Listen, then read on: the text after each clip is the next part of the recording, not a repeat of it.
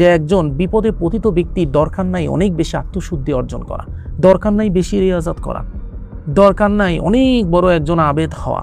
তার দরকার কি সম্পূর্ণরূপে আত্মসমর্পিত হওয়া, তার আল্লাহ রাব্বুল আলামিনের প্রতি ইয়াকিন অটুট রেখে যে আমি আল্লাহকে ডাকবো, সে আমার ডাকে সাড়া দিবে, সে আমাকে বিপদ থেকে উদ্ধার করবে।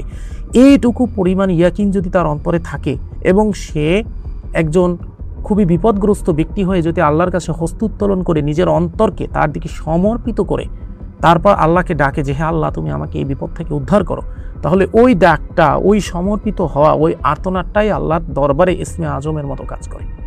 এ কারণে আল্লাহ রাব্বুল আলামিন বলতেছেন যে কে সে যে আর্তনাদকারীর ডাকে সাড়া দেন এবং তাকে বিপদ থেকে উদ্ধার করেন, বলেন তিনি আল্লাহ।